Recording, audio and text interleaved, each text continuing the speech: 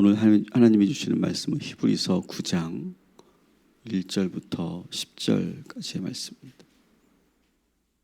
히브리서 9장 1절부터 10절까지의 말씀.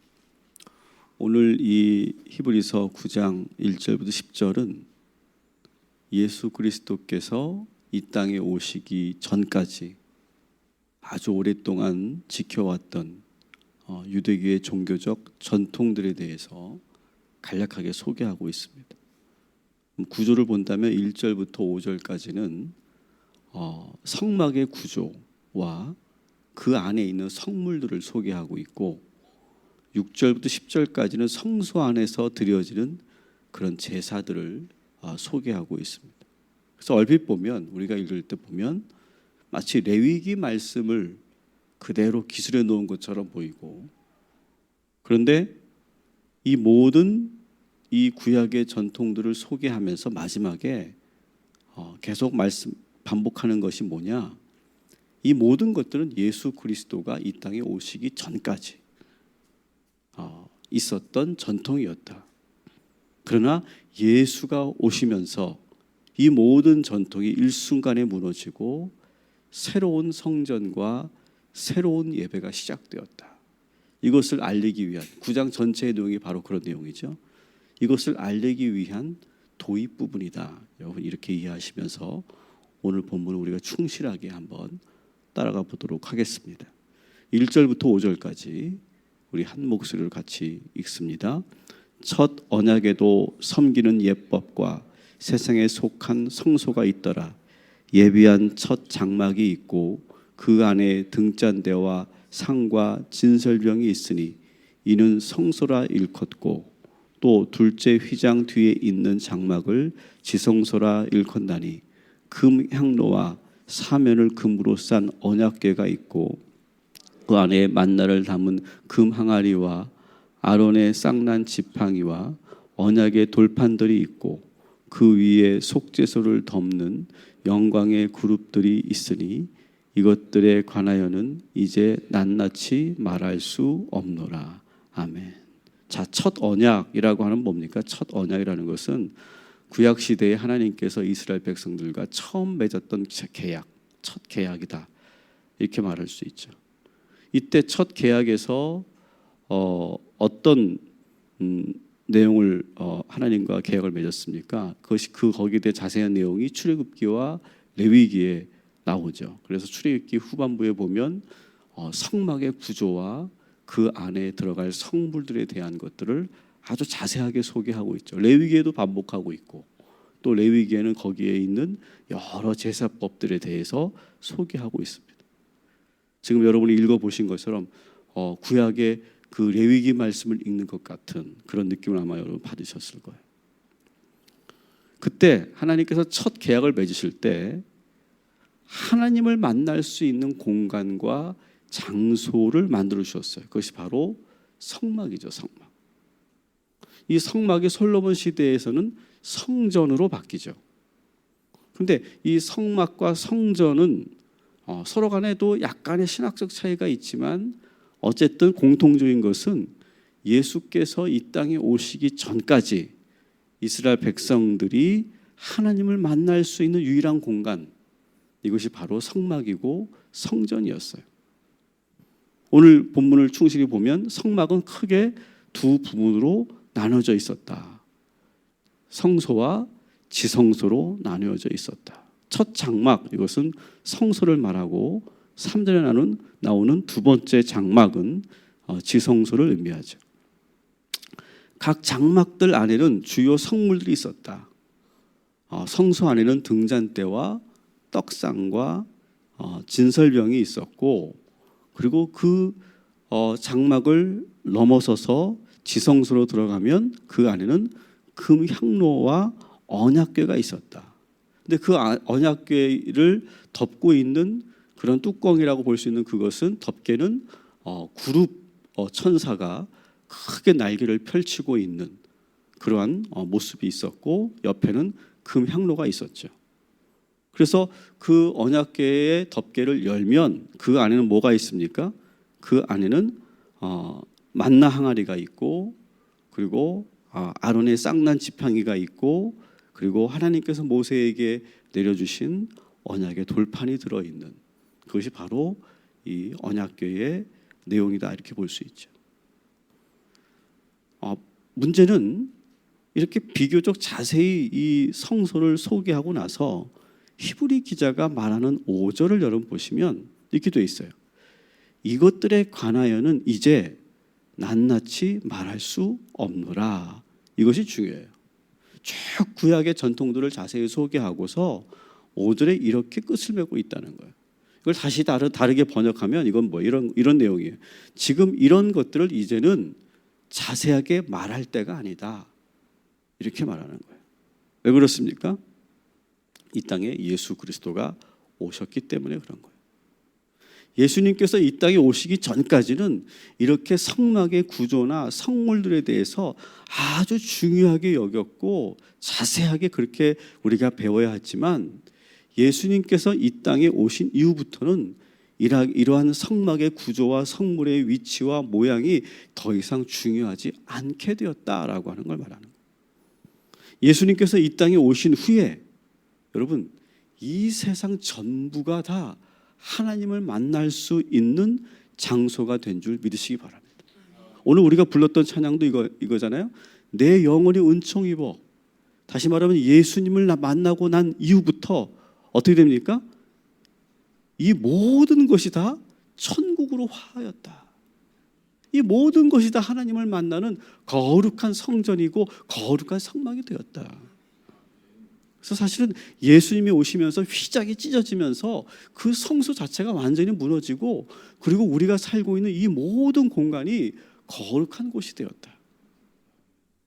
신학적으로는 대단한 그런 변화가 일어난 것이죠. 저는 여러분이 거하는 어디에서든지 우리가 하나님을 만날 수 있는 거룩한 성전임을 믿으시기 바랍니다. 그래서 예수님이 이 땅에 오시면서부터는 성과 속이 완전히 구별이 사라져요. 성과 속의 구별이 완전히 사라져요. 구약에서는 그 성막만이 그 성막에 들어가야만이 거기 하나님이 계시다고 생각했지만 예수님 모시고 나서부터는 그 성막이 완전히 사라지고 우리가 하나님을 부르고 우리가 하나님께 기도하고 우리가 하나님을 만나기를 소망한다면 우리는 그 어디나 하늘나라고 그 어디나 성전이 되는 줄 믿습니다. 사도 바울은 더 파격적인 말을 하죠. 사도 바울은 뭐랍니까? 우리의 마음이 곧 성전이래요. 우리의 몸이 곧 성전이래요. 이것도 상당히 파격적인 말이죠. 성전 이런 공간이나 건물이 성전이 아니라 우리의 마음이 곧 성전이라는 거예요. 여러분의 마음을 성전으로 만들고 여러분의 몸을 거룩하게 만드셔서 하나님이 늘 임재하시고 거하시는 그런 성전이 되시기를 주님의 이름으로 축원합니다. 그리고 예수님께서 이 땅에 오시면서 또 바뀐 건 뭐예요? 두세 사람이 모여서 하나님의 이름을 부르며 예배하는 곳이면 그 어디나 그 어디나 다 성전이라는 거예요. 여러분 우리가 가정에서 우리가 셀 모임을 하지 않습니까? 셀 예배를 드리지 않습니까? 여러분의 가정이 성전이 되는 줄 믿습니다. 여러분이 가정에서 기도하면 그것이 성전이 되는 줄 믿습니다. 여러분의 일터에서 여러분이 하나님 이렇게 부르며 하나님을 찬양하면 그것이 성전이 되는 줄 믿습니다. 놀라운 변화죠. 획기적인 변화입니다. 만일 예수님께서 이 땅에 오시지 않았다면 우리는 지금도 이 구약의 전통대로 떡상은 어디다 놓을까? 금양로는 어떻게 할까? 등잔은 누가 관리할까? 어떻게 할까? 구조를 어떻게 만들까? 거기에 신경 쓸 거라는 거예요. 그런데 예수님이 이 땅에 오신 이후부터 우리의 신앙은 자유함을 얻었어요. 마음껏 현재 우리의 신앙생활을 여러분 감사하시고 누리시기를 주님의 이름으로 축원합니다. 오늘도 여러분은 어디에서나 하나님을 부르실 수 있고 어디에서나 하나님을 만날 수 있고 그리고 여러분 늘 예수님과 동행하시기를 주님의 이름으로 축원합니다. 6절부터 10절까지는 이제 제사에 대한 그런 내용을 소개하고 있죠. 한번 같이 6절부터 10절까지 읽겠습니다. 이 모든 것을 이같이 예비하였으니 제사장들이 항상 첫 장막에 들어가 섬기는 예식을 행하고, 오직 둘째 장막은 대제사장이 홀로 1년에 한 번 들어가되 자기와 백성의 허물을 위하여 드리는 피 없이는 아니하나니, 성령이 이로써 보이신 것은 첫 장막이 서 있을 동안에는 성소에 들어가는 길이 아직 나타나지 아니한 것이라. 이 장막은 현재까지의 비유니 이에 따라 드리는 예물과 제사는 섬기는 자를 그 양심상 온전하게 할 수 없나니, 이런 것은 먹고 마시는 것과 여러 가지 씻는 것과 함께 육체의 예법일 뿐이며 개혁할 때까지 맡겨둔 것이니라. 아멘. 자, 여기서 중요한 게 10절이에요. 쭉 소개하고 나서 성소에서 지성소에서 드려지는 그런 제사와 그런 예법들을 소개하고 나서 10절에 이 모든 것은 개혁할 때까지, 다시 말하면 예수님께서 이 땅에 오셔서 이 구약의 율례가, 구약의 이 전통이 모두 다 뒤바뀔 때까지 하나님께서 맡겨둔 것인데, 예수 그리스도께서 오시면서 이 모든 제사가 다 바뀌었다라고 하는 걸 선언하는 거예요. 예수님이 이전에는 이 성막의 구조와 성물들이 중요했고, 또한 이곳에서 어떻게 제사를 드리는지 그 제사의 예법들이 상당히 중요했어요. 여러분도 아시는 것처럼 이 지성소는 함부로 들어갈 수 없었어요. 오늘 말씀 보니까 1년에 한 번만 들어갔다고 그랬죠. 그것도 대제사장만 들어갔어요. 그런데 들어갈 때 대제사장이 지성소 들어갈 때 어떻게 들어갑니까? 끈을 묶어요. 긴 끈을 묶어서 혹시라도 이 대제사장이 어떤 죄로 인해서 그 지성소로 들어갔다가 죽을 수도 있기 때문에 그 긴 끈을 묶어서, 그리고 그 성막 뒤로 일반 평 제사장들이 기다리고 있는 거예요. 혹시라도 사건이 일어나면 그 지성소에 쓰러지시기라도 하면 그 끈을, 들어갈 수 없으니까 끈을 잡아당겨서 그 대제사장을 끌고 나오는 거죠. 그만큼 모든 것들이 이 제사를 드릴 때도 헌신을 다하고 정성을 다하고 그렇게 제사를 드렸던 거예요. 그런데 여러분, 이것도 예수님께서 오시기 전까지예요. 8절을 여러분 보시면 예수님이 오시기 전까지는 아직 성령님이 그 지성소로 들어갈 길을 보이지 않으셨다, 이렇게 되어 있어요. 그런데 예수님이 오신 이 이후부터 이 모든 절차와 방법이 의미가 없어졌어요. 순식간에.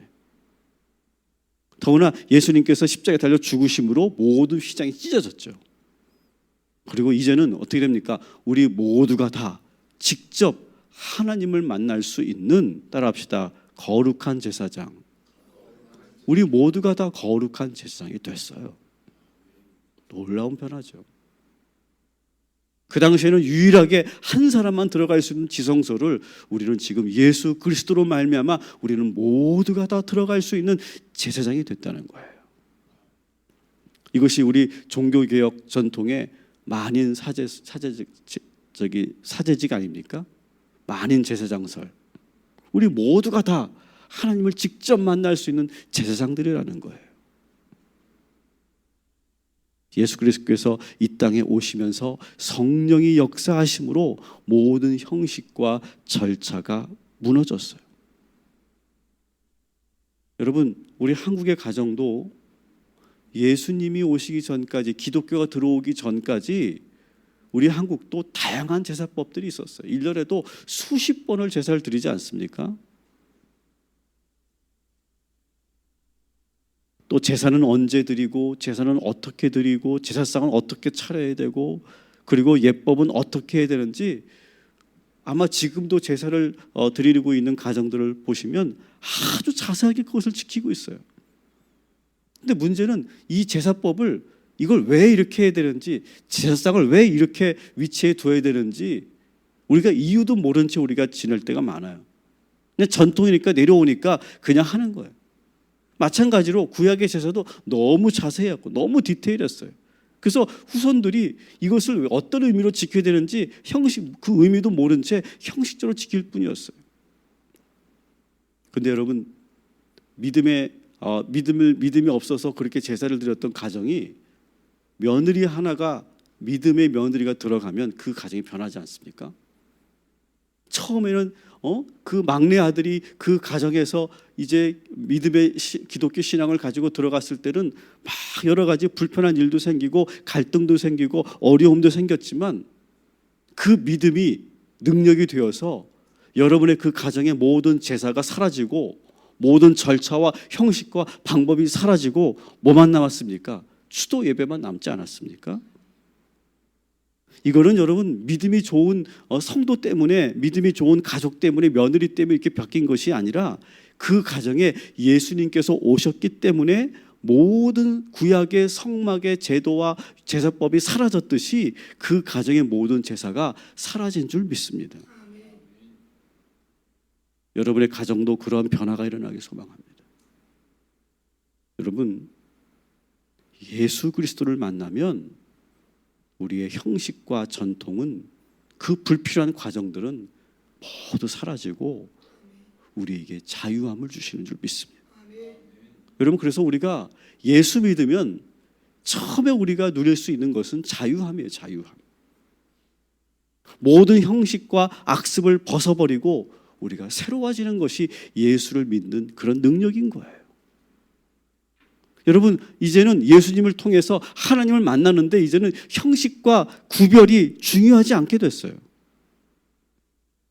사랑하는 성도 여러분, 우리는 지금 이 공간도 우리가 엄밀하게 말하면 성전 말하는데 이것도 우리가 좀 구별해서 써야 돼요.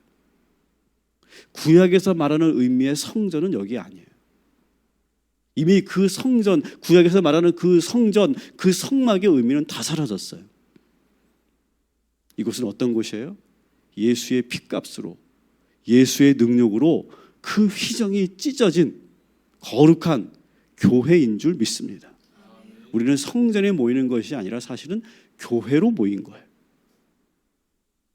그 어떤 형식과 절차도 없이 더욱 깊이 하나님을 만날 수 있는, 누구든지 하나님을 부를 수 있고 누구든지 내가 하나님을 만날 수 있는 제사장이 될 수 있는 놀라운 그런 변화가 우리에게 예수를 통해 나타난 거예요. 여러분, 오늘도 여러분 모두가 다 하나님을 직접 만나고 그리고 친밀하게 하나님의 음성을 듣고 돌아가시기를 주님의 이름으로 축원합니다. 하나님을 만나는 데는 어떤 형식도 없고 절차도 없어요. 우리가 하나님을 부르기만 하면 우리 하나님이 만나 주시는 줄 믿습니다.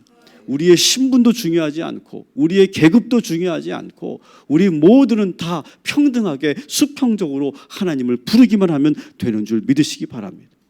이것이 우리 예수님께서 우리에게 주신 참 자유함이에요.